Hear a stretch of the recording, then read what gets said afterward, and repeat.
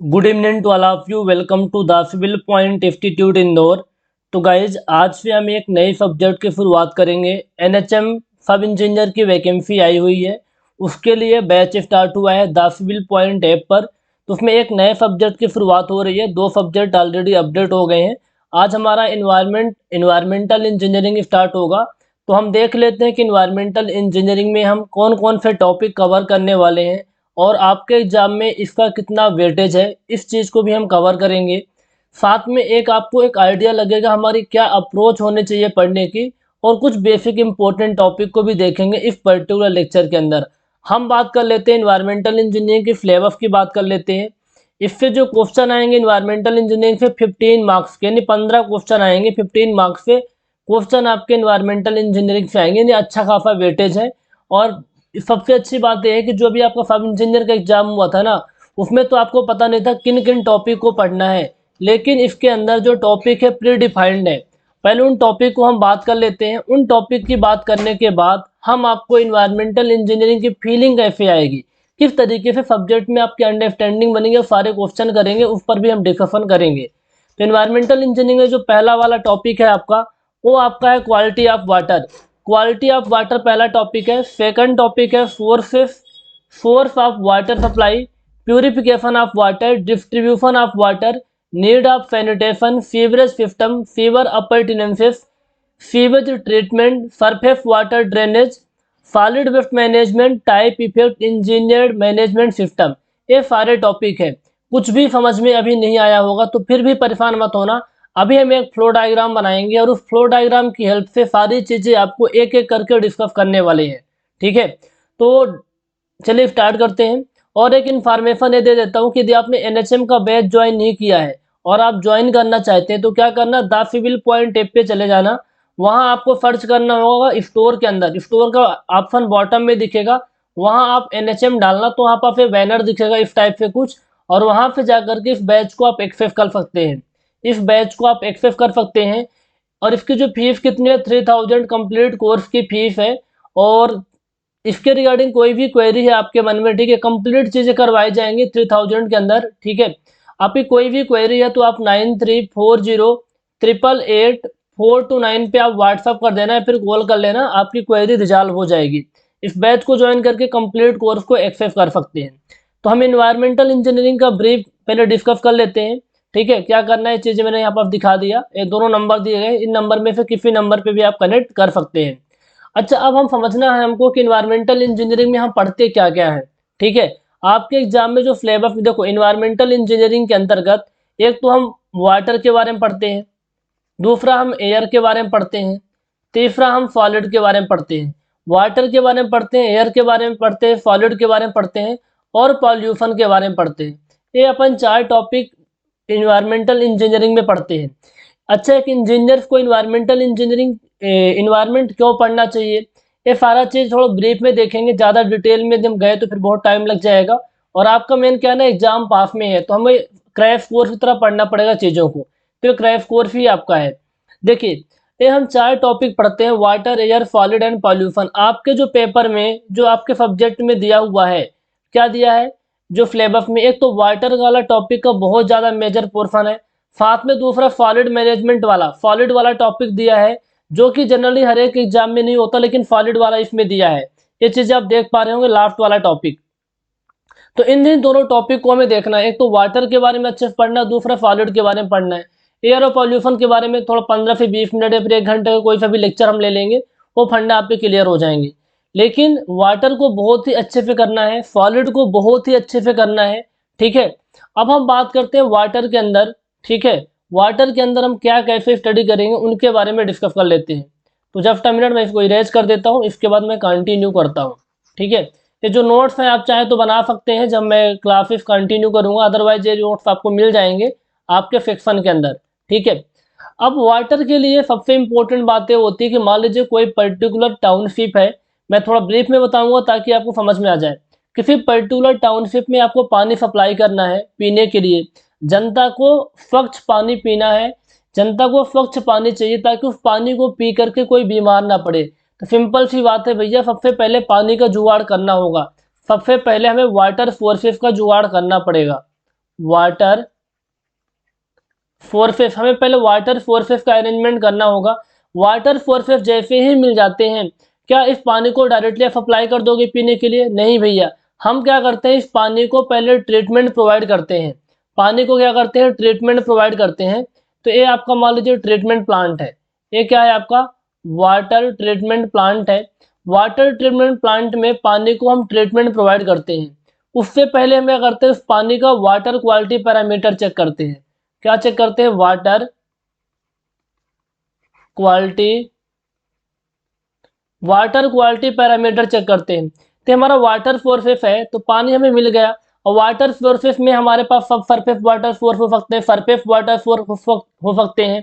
Example के लिए हो सकता है कोई रिवर हो, या फिर अपने कोई डैम लिया, या फिर कोई ट्यूबवेल है, कुछ भी हो सकता है। ठीक है, ये कुछ भी हो सकता है, आपके वाटर सोर्सेस के अंदर आएंगे, पानी का सोर्स। फिर इस पानी के आप वाटर क्वालिटी पैरामीटर चेक करते हैं। इसमें फिजिकल पैरामीटर आएंगे, केमिकल पैरामीटर आएंगे और बायोलॉजिकल पैरामीटर आएंगे। ये तीनों टाइप के पैरामीटर आएंगे। फिर वाटर ट्रीटमेंट प्लांट में आपने पानी की क्वालिटी पैरामीटर चेक कर लिया। पानी की क्वालिटी पैरामीटर चेक करने के बाद आपको पता चला कि पानी के अंदर क्या कमियां हैं, क्या चीज़ें एक्सेस मात्रा में है, किनको हमें कम करना है, किनको हमें कम करना है। तो ये वाटर ट्रीटमेंट प्लांट में पूरा प्रोसेस होता है। जो चीज़ ज़्यादा मात्रा में उसको हटाएंगे, जो कम है उसको डालेंगे, यानी पानी को ट्रीटमेंट प्रोवाइड करते हैं। ट्रीटमेंट प्रोवाइड करने के बाद जो हमारा ये पानी होता है ना, जो हमारा पानी होता है, इस पानी को, ये जो साफ पानी होता है ना, किसी ओवरहेड वाटर टैंक में स्टोर किया जाता है। किसी ओवरहेड वाटर टैंक में, किसी ओवरहेड वाटर टैंक के अंदर पानी को स्टोर करते हैं। ओवरहेड वाटर टैंक में जो ग्राउंड से ऊपर टैंक होते हैं, that is known as overhead water tank. जो ग्राउंड से नीचे टैंक होते हैं, अंडर ग्राउंड वाटर टैंक या फिर पंप कहा जाता है। अब एक बात बताइए, इस टैंक में पानी को आप स्टोर करेंगे, इस टैंक के अंदर पानी को आप स्टोर करेंगे। स्टोर करने के बाद जो आपकी टाउनशिप होगी, जो आपकी टाउनशिप होगी जहाँ आपको पानी सप्लाई करना होगा, वहाँ पानी आप सप्लाई कर सकते हैं, वहाँ पानी सप्लाई कर सकते हैं। यहाँ पे क्या करेंगे, मान लीजिए हमारा एक कोई टाउनशिप है, यहाँ थोड़ा छोटा डायग्राम बना देता हूँ। एक कोई टाउनशिप है, इस टाउनशिप में पानी सप्लाई करना है, तो यहाँ पानी को सप्लाई कर देंगे। यहाँ पानी हम क्या करते हैं, सप्लाई कर देते हैं। जनता इस पानी को पिएगी। फिर पानी पीने के बाद आपका 80% जो पानी होता है ना, 80% water as a waste water निकल के आता है। एज अ वेस्ट वाटर यानी गंदा पानी निकल के आता है। अब इस वेस्ट वाटर को क्या करेंगे, ये घर में थोड़ी रहेगा, इस वेस्ट वाटर को भी निकालना पड़ेगा। तो जो वेस्ट वाटर होता है ना, हमारे सीवर पाइप होती हैं, सीवर पाइप के थ्रू जाता है, सीवर पाइप के थ्रू कलेक्ट होता है। छोटी छोटी लेटरल सीवर पाइप होती है, उन सीवर पाइप से कलेक्ट होकर के ब्रांच सीवर पाइप में, फिर मेन सीवर पाइप में जाता है। फिर जाकर के जो अलग अलग सीवर पाइप होती हैं, आगे हम डिस्कस करेंगे।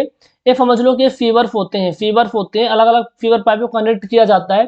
फिर ये कहाँ जाता है, फिर ये आपका sewage treatment plant, sewage treatment plant में पानी जाता है। फिर इस गंदे पानी को ट्रीटमेंट प्रोवाइड किया जाता है, फिर इस गंदे पानी को ट्रीटमेंट प्रोवाइड किया जाता है। और पानी को देखना होता है, इस पानी को क्या हम रिवर में छोड़ेंगे, क्या हम लैंड में छोड़ने वाले हैं, उस लेवल का ट्रीटमेंट प्रोवाइड करते हैं। फिर इसके बाद इस पानी को कहीं लैंड में छोड़ सकते हैं आप, कहीं किसी वाटर बॉडी में छोड़ सकते हैं, किसी वाटर बॉडी में छोड़ सकते हैं। ठीक है, या किसी लैंड में आप छोड़ सकते हैं, या फिर किसी वाटर बॉडी के अंदर इस पानी को आप छोड़ सकते हैं ट्रीटमेंट प्रोवाइड करने के बाद। तो कुल मिला के बातें पता चला हमको कि यहाँ पे क्या, पहले तो पहला हमारा टॉपिक वाटर सोर्सेस रहना चाहिए। हालांकि जैसे सिलेबस में दिया वैसे हम डिस्कस करेंगे, लेकिन फीलिंग तो आनी चाहिए कि हम इन चैप्टर को क्यों पढ़ रहे हैं, क्या पर्पज है हमारा इन चैप्टर को पढ़ने का, इस चीज़ की फील आनी चाहिए आपको। तो एक बात बताइए, ये पहले सबसे पहले आपको वाटर सोर्सेस देखना है, कौन कौन से वाटर सोर्सेस होते हैं बहुत ही अच्छे तरीके से। फिर हमें वाटर सोर्सेस का जैसे ही पता चल जाता है, उस पानी का वाटर क्वालिटी पैरामीटर चेक करेंगे, फिजिकल भी, केमिकल भी, बायोलॉजिकल भी, तीनों टाइप के क्वालिटी पैरामीटर चेक करेंगे। अब इन तीनों टाइप की क्वालिटी पैरामीटर चेक करने के बाद ये हमारा पानी जाता है वाटर ट्रीटमेंट प्लांट के अंदर। फिर इस प्लांट में पानी को साफ करते हैं, उससे पहले ही पानी को हम प्री क्लोरिनेशन प्रोवाइड कर देते हैं, प्री क्लोरिनेशन, क्योंकि इस पानी के अंदर बहुत सारे बैक्टीरिया होते हैं। ठीक है, वो बैक्टीरिया होता है, एल्गी होता है, जिसकी वजह से जो वाटर ट्रीटमेंट प्लांट में जो वर्कर काम कर रहे होते हैं वो बीमार पड़ सकते हैं। इसलिए हम पहले से ही क्लोरीन प्रोवाइड कर देते हैं, ताकि जो बैक्टीरिया है, जो एल्गी है, वो ख़त्म हो जाए और जो वर्कर काम कर रहे हैं वाटर ट्रीटमेंट प्लांट के अंदर वो बीमार ना पड़े। फिर यहाँ पानी को साफ करते हैं, साफ करने के बाद हमारा ओवरहेड वाटर टैंक में पानी स्टोर होता है। स्टोर होने के बाद इस पानी को डिस्ट्रीब्यूशन सिस्टम के थ्रू क्या करते हैं, सप्लाई करते हैं। डिस्ट्रीब्यूशन सिस्टम के थ्रू सप्लाई करते हैं टाउनशिप में, फिर वहाँ पानी जाता है। फिर इस फीवर के बारे में पढ़ेंगे, कितने टाइप की फीवर होती है। यहाँ फीवर जो होता है ना, बहुत सारे अपरटेनेंसेस की जरूरत पड़ती है इन फीवर सिस्टम को प्रॉपर मेंटेन करने के लिए, तो फीवर अपरटेनेंसेस वाला टॉपिक आ जाएगा। फिर फीवर ट्रीटमेंट प्लांट वाला टॉपिक आएगा, बहुत सारी यूनिट आएंगी। फिर उस पानी को, गंदे पानी को साफ करने के बाद किसी लैंड में या फिर किसी वाटर बॉडी में सप्लाई कर देते हैं, छोड़ देते हैं। तो आई थिंक आपके बात समझ में आ गई होगी, कुछ इस तरीके से फ्लो डायग्राम बन रहा है। तो एक एक टॉपिक को देखेंगे, तो यहाँ से आई थिंक सारे ही चैप्टर आपके कवर हो गए। ठीक है, पहले quality parameter, sources of water supply, purification of water in treatment, फिर डिस्ट्रीब्यूशन हो गया, नीड ऑफ सैनिटेशन, सीवेज में ही आ जाएगा, sewage system, sewer appurtenances, sewage treatment, यानी सारे के सारे टॉपिक है ना। सरफेस वाटर ड्रेनेज लास्ट में कवर करेंगे। फिर सॉलिड वेस्ट मैनेजमेंट वाला। तो कुल मिला के पहले हमारा सेक्शन हम कौन सा पढ़ने वाले हैं, सबसे पहले हम वाटर वाला सेक्शन करेंगे, वाटर वाला।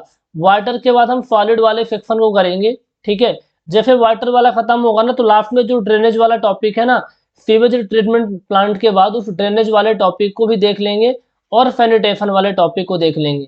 इन टॉपिक को आपने नहीं पढ़ा होगा, सब इंजीनियर एग्जाम जो आपका हुआ था एमपी में, उसमें नहीं पढ़ा होगा, तो इसमें मैं पढ़ा दूंगा बहुत ही अच्छे तरीके से इनको, है ना। डोंट वरी अबाउट इट, सारी चीज़ें कवर होंगी।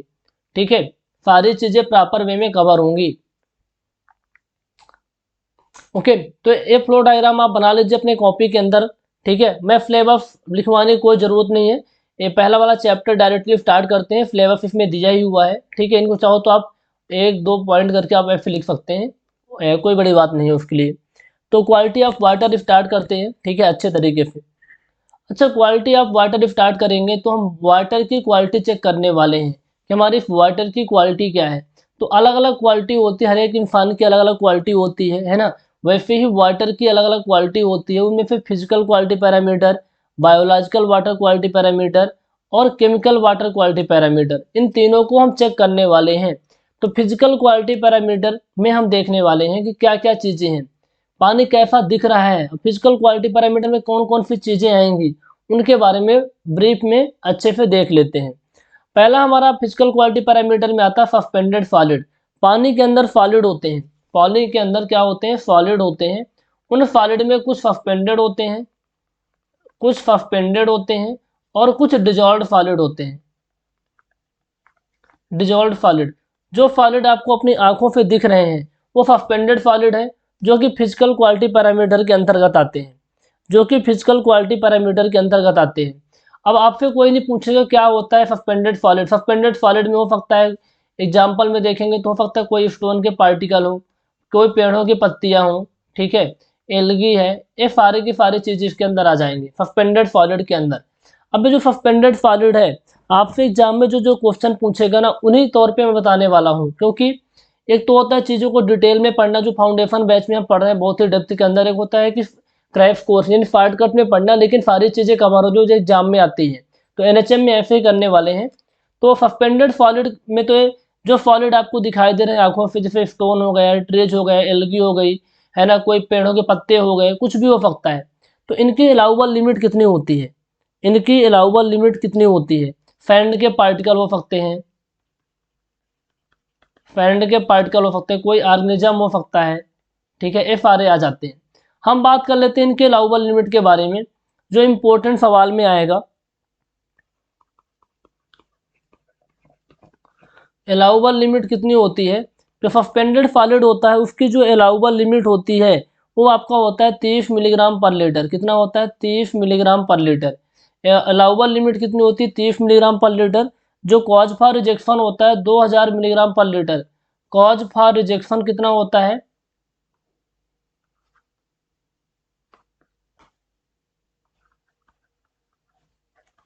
Cause for rejection, cause for rejection आपका होता है 2000 मिलीग्राम पर लीटर, 2000 मिलीग्राम पर लीटर। तो मैं क्या बोल रहा हूँ, अलाउबल लिमिट मतलब क्या हुआ, वो जो पानी के अंदर अलाउबल लिमिट है इतना चलेगा, इससे कोई इशू नहीं है। लेकिन मान लीजिए ऐसा होता है कि 30 मिलीग्राम पर लीटर वाला पानी ही नहीं मिल रहा, उसके अंदर ज़्यादा सस्पेंडेड सॉलिड है, तो आप 2000 मिलीग्राम पर लीटर तक जा सकते हैं, इससे ज़्यादा नहीं। यदि 2000 मिलीग्राम पर लीटर से ज़्यादा सस्पेंडेड सॉलिड पानी के अंदर मिल रहा है, तो पानी आपका पीने के लायक में नहीं है भैया, वो आपको कॉज फॉर रिजेक्शन में जाएगा। इससे ज़्यादा है तो उस पानी को आप पीने के लिए यूज नहीं कर सकते, है ना। सस्पेंडेड सॉलिड की मात्रा को कम करना पड़ेगा। ये आपका सस्पेंडेड सॉलिड होता है, ठीक है, सस्पेंडेड सॉलिड होता है। अच्छा, आपके मन में एक सवाल आ रहा होगा, सर सस्पेंडेड सॉलिड हम कैसे जाने पानी के अंदर कितना है? तो एक काम करना, आप पानी ले लो, ठीक है, आप पानी ले लो, पानी लेने के बाद, ठीक है, पानी लेने के बाद जैसे यहाँ पर आप देखो, जैसे मान लो है कोई रिवर बह रही थी, है ना, दिस इज, और आपने एक्स एक्स सेक्शन से काट करके मान लीजिए आपका रिवर था, और इस रिवर से आपने पानी लिया, जो कि इस कंटेनर में आप भरे हुए हो, इस कंटेनर में आप पानी भरे हुए हो, ठीक है, लाइक दिस, है ना, ठीक है, इस कंटेनर में पानी भरे हुए हो, और इस पानी के अंदर बहुत सारे सस्पेंडेड सॉलिड है, ये बहुत सारे सस्पेंडेड जो रेड कलर में दिखा रहा हूँ सस्पेंडेड सॉलिड है, और डिजॉल्व सॉलिड तो दिखेगा नहीं क्योंकि घुले हुए हैं, इसमें टोटल सॉलिड माना जाएगा, कितना है, टोटल सॉलिड है। इसमें से सस्पेंडेड सॉलिड को अलग करना है, तो क्या करोगे, सस्पेंडेड सॉलिड को अलग करने के लिए इस पानी को आपको गर्म करना होगा। पानी का जो बॉइलिंग पॉइंट होता है 100 डिग्री सेल्सियस होता है, लेकिन आप इसको गर्म कर दो 104 डिग्री सेल्सियस तक। जब 104 डिग्री सेल्सियस तक पानी को गर्म कर दोगे ना, 104 डिग्री सेल्सियस तक पानी को गर्म करने के बाद, 104 डिग्री सेल्सियस पानी को गर्म करने के बाद क्या होगा, इसके अंदर पानी पूरा उड़ जाएगा, मतलब क्या होगा, वेपर बन के, पानी क्या होगा, वेपर बन के उड़ जाएगा। इससे पहले एक काम कर सकते हैं, सस्पेंडेड सॉलिड को अलग करना है, तो आप एक फिल्टर पेपर ले लेना, क्या करना, एक फिल्टर पेपर ले लेना, और इस फिल्टर पेपर से पानी को पास करवा दो, इस फिल्टर पेपर से पानी को पास करवा दो। पानी पास करवाने के बाद जो पार्टिकल यहाँ अटक जाएंगे, जो पार्टिकल फिल्टर पेपर के ऊपर अटक गए, ये सस्पेंडेड सॉलिड में आ जाएंगे, एक इसमें आ जाएंगे, सस्पेंडेड सॉलिड में आ जाएंगे, और जो नीचे पानी आएगा उसके अंदर डिजॉल्व सॉलिड होगा। अब उस डिजॉल्व सॉलिड को अलग करने के लिए 104 डिग्री सेल्सियस पे गर्म करते हैं, गर्म कर देंगे तो आपके क्या पानी उड़ जाएगा, जो सॉलिड होगा वो बच जाता है, ठीक है, फिर उसको सुखा के आप वजन कर सकते हैं। इसे ग्रेविमेट्रिक मेथड भी कहा जाता है। अगेन रिपीट कर देता हूँ, ये टोटल सॉलिड पानी के अंदर है, इस पानी में से सस्पेंडेड एंड डिजॉल्व्ड सॉलिड को अलग करना है, तो सबसे पहले एक फिल्टर पेपर ले लो, फिल्टर पेपर से पानी को आप पास करवा दो, तो जो ऊपर अटक जाएंगे पार्टिकल वो सस्पेंडेड सॉलिड है, लेकिन जो नीचे कंटेनर में पानी भरा हुआ है, जो कंटेनर में पानी भरा हुआ है उस कंटेनर के अंदर जो पार्टिकल है वो डिजॉल्व्ड पार्टिकल है, जो दिख नहीं रहे हैं, उसके लिए पानी को 104 डिग्री सेल्सियस पे गर्म करना होगा, तो पानी वेपर बन के उड़ जाएगा, और उसके अंदर जो पार्टिकल होंगे, डिजॉल्व पार्टिकल होंगे, आपको मिल जाएंगे। आई थिंक ये चीज़ें क्लियर हो गई होंगी। तो सवाल आपके पेपर में केवल यही वाला पूछा गया, allowable limit and cause for rejection, और थोड़ा सा आपको इसके बारे में पता होना चाहिए। नेक्स्ट हम बात करने वाले हैं टर्बिडिटी के बारे में। नेक्स्ट हमारा जो टॉपिक रहना है टर्बिडिटी के बारे में। टर्बिडिटी क्या होती है, टर्बिडिटी होती है ड्यू टू सस्पेंडेड सॉलिड ही होती है, ये किसकी वजह से होती है, ड्यू टू सस्पेंडेड सॉलिड। लेकिन ऐसा आप नहीं कह सकते कि जितना पानी के अंदर सस्पेंडेड सॉलिड है उतना टर्बिडिटी होगी, ऐसा आप नहीं कह सकते। इसका मेजरमेंट करने का तरीका अलग होता है, इसके मेजरमेंट करने का तरीका ही अलग होता है। तो इसमें किस तरीके से आप मेजर कर सकते हैं उसके बारे में हम बात करेंगे। अब आपके मन में सवाल आ रहा हो, सर टर्बिडिटी के हिंदी में क्या होता है, गंदलापन बोलते हैं, पानी बहुत ज़्यादा गंदा है सस्पेंडेड सॉलिड की वजह से, तो क्या प्रॉब्लम हो सकती है, क्या प्रॉब्लम हो सकती है, बहुत ज़्यादा प्रॉब्लम क्रिएट हो सकती है। समझिए क्या प्रॉब्लम हो सकती है, जैसे मान लीजिए मैं एक सेक्शन बना के आपको दिखा रहा हूँ, मान लीजिए कोई रिवर का मैंने सेक्शन लिया है, लेट्स सी। अब यहाँ पर आप देखो इस रिवर के अंदर बहुत सारी चीज़ें होंगी, इस रिवर के अंदर तो एक तो एलगी होगी, इस रिवर के अंदर एलगी होगी, इस रिवर के अंदर एलगी के साथ साथ कोई एक्वाटिक एनिमल है, यानी मान लो फिश है, ठीक है, ये सारे होंगे। अब एक बात बताइए, एक बात बताइए क्या होता है कि यहाँ मान लीजिए फन ले लेता हूँ मैं, ठीक है। अब एलगी की ग्रोथ के लिए, एलगी को भोजन बनाने के लिए सनलाइट की ज़रूरत पड़ती है, एलगी की ग्रोथ के लिए सनलाइट की ज़रूरत पड़ती है, ठीक है। एक्वाटिक प्लांट भी इस पानी के अंदर होंगे, एक्वाटिक एनिमल भी होंगे। एक्वाटिक प्लांट में एलगी मैंने काई लिया हुआ है, और एक्वाटिक एनिमल में मैंने फिश लिया हुआ है। अब इस ये पानी बहुत ज़्यादा मान लो गंदा है, इस तरीके से इसके अंदर सस्पेंडेड सॉलिड बहुत ज़्यादा मात्रा में, बहुत ज़्यादा ये पानी गंदा है। जब पानी बहुत ही ज़्यादा गंदा रहता है, पानी बहुत ही ज़्यादा गंदा होगा, तो जस्ट अ मिनट, ये पानी बहुत ही ज़्यादा गंदा होगा जिसकी वजह से जो सनलाइट है पानी के अंदर आ रही है, वो सनलाइट पानी के बॉटम तक पेनिट्रेट नहीं कर पाएगी। वो इस सस्पेंडेड सॉलिड की वजह से सनलाइट बॉटम तक नहीं जाएगी। जब सनलाइट बॉटम तक नहीं जाएगी तो जो एल्गी होती है ना, ये भोजन नहीं बना पाएगी। एल्गी क्या है, भोजन नहीं बना पाएगी, तो O2 प्रोड्यूस नहीं करेगी। जब O2 प्रोड्यूस नहीं करेगी तो जो फिशेस हैं पानी के अंदर, वो ऑक्सीजन की कमी हो जाएगी और ये मर जाएंगे। तो पानी अगेन और गंदा हो जाएगा, पानी अगेन और गंदा हो जाएगा। इसलिए टर्बिडिटी का कम होना बहुत ज़रूरी है, इसलिए तो हम पढ़ रहे हैं। पहले चेक कर लेंगे, ज़्यादा होगा तो उसको पानी को साफ करना पड़ेगा, अदरवाइज क्या होगा, पानी और ही गंदा होगा। ठीक है, तो टर्बिडिटी की हम बात कर रहे थे। Turbidity due to suspended solid होती है। इसकी मेजर करने के 3 तरीके होते हैं। पहला हमारा होता है टर्बिडिटी राड। पहला हमारा क्या होता है, टर्बिडिटी राड होता है। उसके बारे में मैं आपको कुछ लिखवा देता हूँ, 2-3 पॉइंट, उन पॉइंट को आपको ध्यान रखना है, आपके सवाल में पेपर में बन जाएंगे।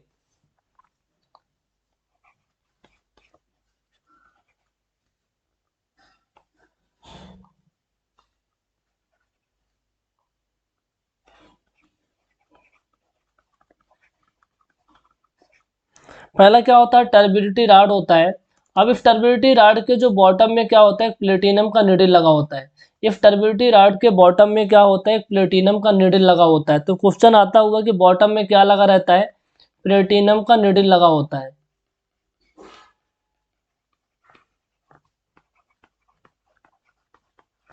प्लेटिनम का एक निडल लगा होता है, इस तरीके से कुछ रहता है टर्बिडिटी राड हमारा। और ये यहाँ पर बॉटम में निडल रहता है, ये वाला बॉटम फेस में निडल रहता है।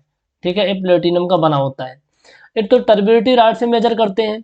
अब कैसे मेजर करते हैं, देखो बॉटम में क्या होता है, प्लेटिनम का निडल रहता है और उसको हम क्या करते हैं, पानी के अंदर डुबोते हैं और इसमें प्रॉपर मार्किंग रहती है। इसके अंदर क्या होती है, प्रॉपर मार्किंग रहती है। इसके अंदर क्या होती है, प्रॉपर मार्किंग होती है। तो 1 यूनिट ऑफ टर्बिडिटी क्या कहलाता है, 1 unit of 1 unit of turbidity का मतलब होता है 1 milligram finely divided 1 milligram finely divided silica in 1 litre distilled water. मतलब डिस्टिल्ड वाटर यानी पानी आपका पूरी तरीके से साफ है।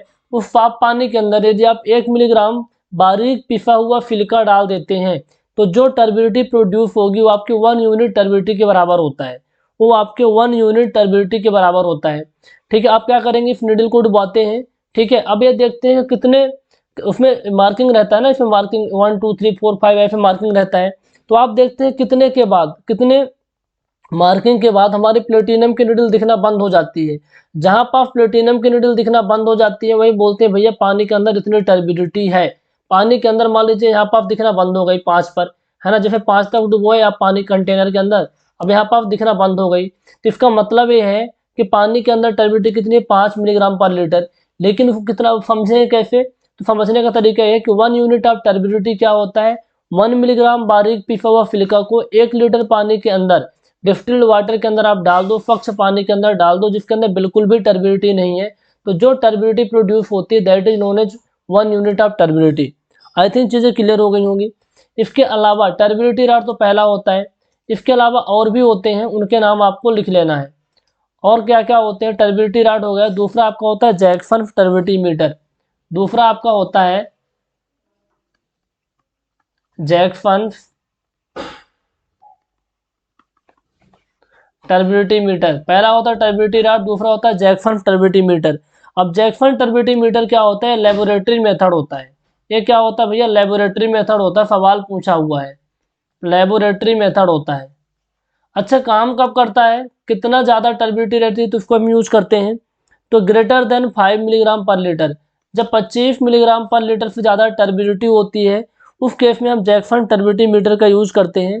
और देखो अब ज़्यादा रहती तब यूज करते हैं, तो इसको वी कैन से दैट कि इसका ड्रिंकिंग वाटर के लिए यूज नहीं होता, क्योंकि ड्रिंकिंग वाटर की जो टर्बिडिटी होती है ना वो 10 मिलीग्राम पर लीटर से कम होती है। तो for drinking water, for drinking water जो टर्बिडिटी होती है ना, टर्बिडिटी लेस देन क्या होती है 10 मिलीग्राम पर लीटर, इसलिए ड्रिंकिंग वाटर के लिए यूज नहीं होता कौन, जैक्सन टर्बिडिटी मीटर। तो not useful for drinking water. पीने वाले पानी के लिए आपका जैक्सन टर्बिडिटी मीटर यूज नहीं होता। ठीक है, कुछ सब्जेक्ट मैं लिख लिख के पढ़ाऊंगा, बाकी सब्जेक्ट पीपीटी से होंगे तो परेशान नहीं होना। कुछ चीज़ें हैं जो लिख लिख के पढ़ाने के लिए बहुत इंपॉर्टेंट होती है, उनको मैं लिख लिख के करवा रहा हूँ। ठीक है, तो 25 मिलीग्राम पर लीटर से ज़्यादा होता है टर्बिडिटी, जैक्सन टर्बिडिटी मीटर का यूज करते हैं, लेबोरेटरी मेथड होता है और ड्रिंकिंग वाटर के लिए यूज नहीं होता। इतना जान लो आप, है ना, इतना आप जान लो। इसके अलावा और भी मेथड होते हैं, उनके बारे में बात कर लेते हैं। Baylis turbidity meter and nephelometer, ये आपका तीसरे नंबर पे आता है।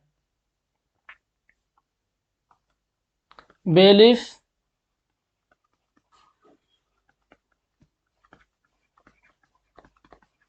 बेलिफ टर्बिडिटी मीटर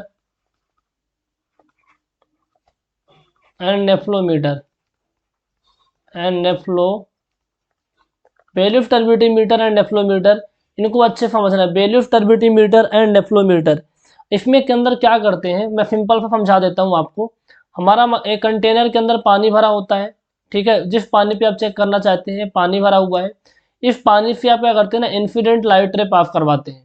कुछ यहाँ पर आप देखो, यहाँ सस्पेंडेड पार्टिकल होंगे, उस पानी के अंदर बहुत सारे सस्पेंडेड पार्टिकल होंगे।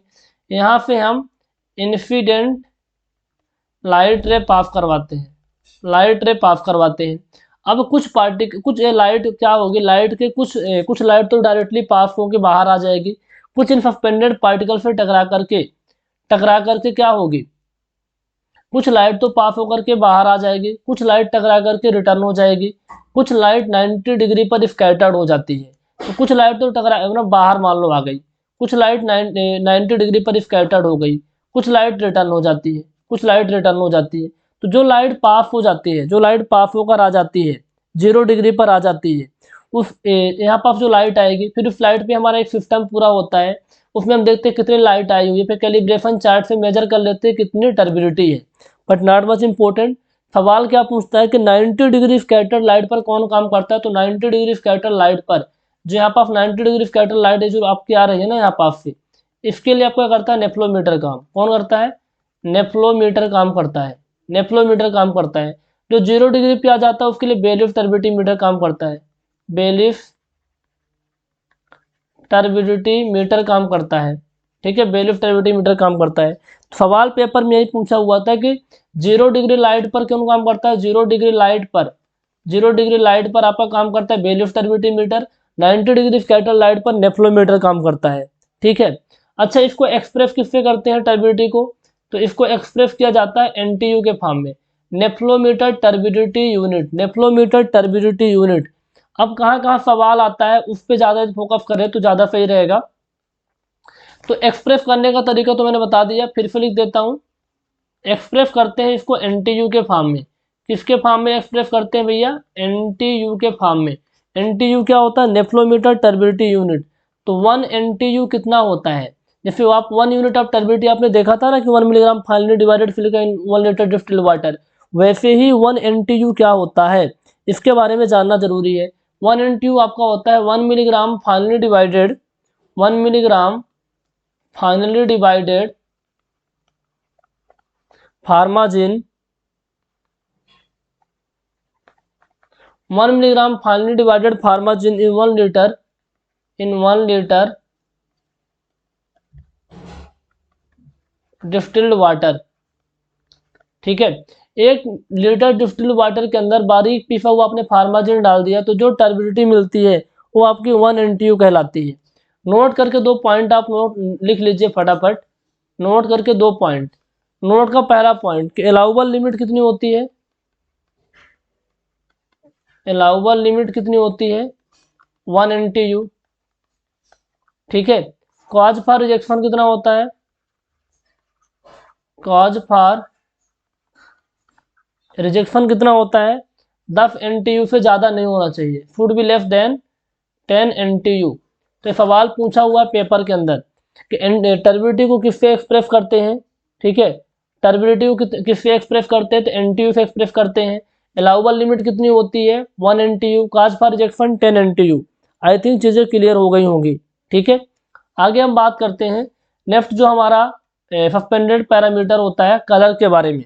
ठीक है, सॉरी नेक्स्ट हमारा जो फिजिकल वाटर क्वालिटी पैरामीटर है कलर के बारे में हम देखने वाले हैं। कलर के बारे में इतना जान लो, कलर को मेजर करते हैं TFU से। किससे? TFU से। TFU का फुल फॉर्म होता है ट्रू कलर यूनिट। क्या होता है? ट्रू कलर यूनिट होता है। इसको अपन मेजर करते हैं किससे? मेजर करने का जो इंस्ट्रूमेंट होता है वो टिंटोमीटर होता है। कितना क्या होता है? टिंटोमीटर से मेजर करते हैं। टिंटोमीटर से क्या करते हैं? मेजर करते हैं।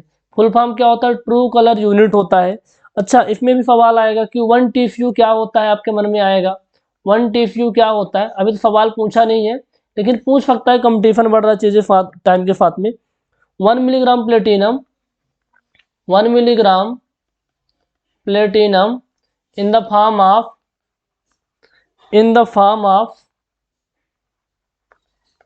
chloroplatinate ion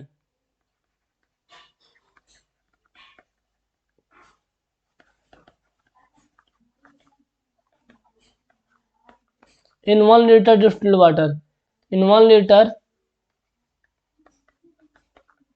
distilled water। मैंने क्या लिखवाया कि 1 milligram platinum in the form of chloroplatinate ion in 1 litre distilled water.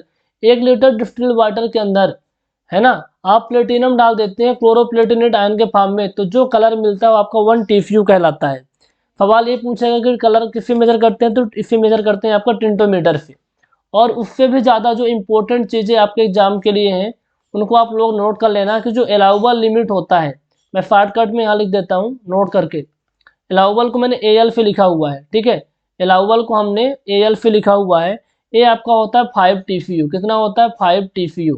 5 TFU allowable limit होती है। जो कॉज फॉर रिजेक्शन होता है ना, कॉज फॉर रिजेक्शन CFR मैं लिख देता हूँ, ये आपका 25 TFU होता है। कितना होता है? 25 TFU होता है।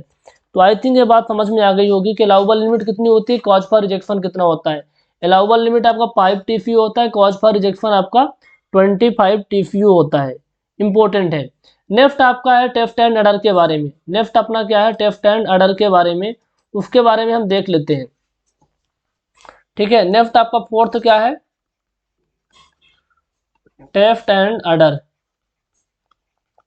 यानी स्वाद और गंध के बारे में। ठीक है, स्वाद और गंध क्या है? Physical water quality parameter. इसको अपन मेजर करते हैं ओस्मोस्कोप से। किसे मेजर करते हैं? ओस्मोस्कोप से मेजर करते हैं। और इसके अंदर इसको मेजरमेंट करने का तरीका क्या होता है? TON होता है। क्या बोलते हैं? सबको पता होगा, इस पढ़ा है आपने कभी तो, threshold order number. Threshold order number क्या होता है? थ्रेशोल्ड ऑर्डर नंबर होता है। मेजर करने का तरीका थ्रेशोल्ड ऑर्डर नंबर होता है। और जो लिमिट इसकी होती है, अलाउबल लिमिट, वो आपकी कितनी होती है? 1 से 3 के बीच में। 1 से 3 के बीच में, इतना ही इंपॉर्टेंट है, इससे ज़्यादा कुछ भी नहीं, इनको आप ध्यान में रखिए। तो टेस्ट एंड अडर के बारे में इतना बता दिया। स्वाद एंड गंध के बारे में कि उसमें स्कोप मेजर करते हैं। ठीक है, इसको रिप्रेजेंट करते हैं TON से। थ्रेशोल्ड अडर नंबर अलाउबल लिमिट होती है 1 से 3 के बीच में। अब बात कर लेते हैं टेम्परेचर के बारे में। तो जो वाटर सप्लाई पाइपलाइन होती है वहाँ टेम्परेचर कितना मेंटेन किया जाता है? 10 से 25 डिग्री सेल्सियस। 10 डिग्री सेल्सियस से 25 डिग्री सेल्सियस।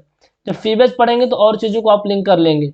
10 से 25 डिग्री सेल्सियस होता है। ज़्यादा टेम्परेचर रखने पर क्या होता है? बैक्टीरियोलॉजिकल ग्रोथ ज़्यादा हो जाती है, बैक्टीरिया ग्रोथ ज़्यादा हो जाती है। ये इंपॉर्टेंट है, इन पैरामीटर को ध्यान में रखिए। तो अभी तक हमने क्या बताया आपको? 3-4 चीज़ें बता दी। पहला हमने सस्पेंडेड सॉलिड के बारे में बताया। दूसरा हमने टर्बिडिटी के बारे में बताया। ठीक है, टर्बिडिटी के 3 मेजरमेंट है ना, टर्बिडिटी रॉड हो गया, जैक्सन टर्बिडिटी मीटर हो गया, बेलिस एंड नेफ्लोमीटर हो गया। फिर हमने आपको क्या बताया? टेस्ट एंड अडर के बारे में बताया, साथ में कलर के बारे में बताया, और लास्ट में अपना टेम्परेचर था। आगे हम बात करेंगे केमिकल वाटर क्वालिटी पैरामीटर में। केमिकल वाटर क्वालिटी पैरामीटर में हमारा आता है डिजॉल्व्ड सॉलिड। इसको अपन लिख देते हैं कई बार टोटल डिजॉल्व्ड सॉलिड। क्या लिख देते हैं? Total dissolved. हालांकि टोटल डिजॉल्व्ड सॉलिड लिखना ही ज़्यादा सही रहेगा। टोटल डिजॉल्व्ड सॉलिड जिसे TDF भी कहा जाता है। TDF, वो TDF नहीं, अलग TDF है। ठीक है, TDF भी कहा जाता है। अच्छा, इसका अलाउबल लिमिट कितना होता है? कॉज फॉर रिजेक्शन कितना होता है? तो नोट करके इसका भी लिख लो आप लोग। अलाउबल लिमिट कितनी होती है?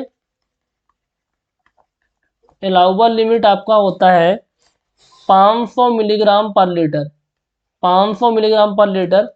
और जो कॉज फॉर रिजेक्शन की बात होती है, कॉज फॉर रिजेक्शन की, इससे ज़्यादा नहीं होना चाहिए, इससे ज़्यादा होगा तो पानी को हम रिजेक्ट कर देंगे, वो आपका होता है 2000 मिलीग्राम पर लीटर। कितना होता है? 2000 मिलीग्राम पर लीटर। तो अलाउबल लिमिट 500 मिलीग्राम पर litre, cause for rejection 2000 milligram पर लीटर। ठीक है, 2000 मिलीग्राम पर लीटर। इस चीज़ को आपको ध्यान रखना होगा। ठीक है, इस चीज़ को ध्यान रखना होगा। तो यही कुछ तरीका रहेगा अपना पढ़ने का। ठीक है, यही कुछ तरीका अपना रहेगा पढ़ने का जस्ट अ मिनट। ठीक है, तो आज के लेक्चर में ज़्यादा हम डिटेल में नहीं जाएंगे, मैंने इतनी चीज़ें आपको बता दी है। नेक्स्ट सेशन में और भी जो आपके टॉपिक हैं उनको बहुत ही अच्छे तरीके से, बहुत ही शानदार तरीके से डिस्कस करेंगे। पहला हमारा chemical water quality parameter dissolve solid हो गया है, बाकी अल्कलिनिटी, हार्डनेस है, सारी चीज़ें हम डिस्कस करेंगे। तो आपको क्या करना है, क्या तरीका अपनाना है एनएचएम के अंदर यदि आप तैयारी कर रहे हैं। सबसे पहले तो आपको टॉपिक डिफाइंड है। ठीक है, किन इन टॉपिक से क्वेश्चन आएंगे, तो आप इन टॉपिक के पहले कॉन्सेप्ट को सीख जाइए। इन टॉपिक के पहले कॉन्सेप्ट को लर्न करना। विदाउट कॉन्सेप्ट आप कितने भी क्वेश्चन करेंगे कुछ समझ में नहीं आएगा, कुछ पल्ले नहीं पड़ेगा आपके। तो सबसे पहले टॉपिक को सीख जाइए।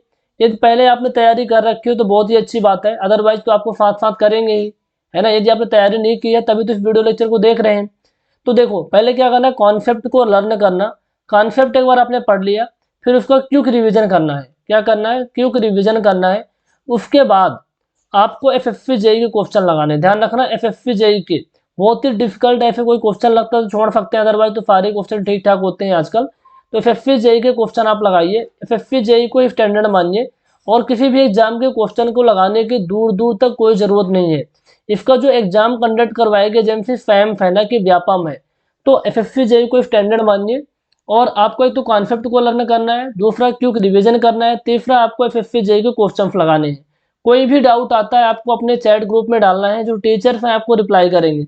बहुत सारे बच्चे, आई थिंक 70 के आसपास बच्चों ने ज्वाइन कर लिया सेशन को। बाकी अभी आप लोग ज्वाइन करेंगे तो बहुत अच्छा ग्रुप बन जाएगा। ठीक है, बहुत ही अच्छा ग्रुप बन जाएगा। उस ग्रुप के अंदर आप लोग अपने डाउट को डिस्कस कर सकते हैं।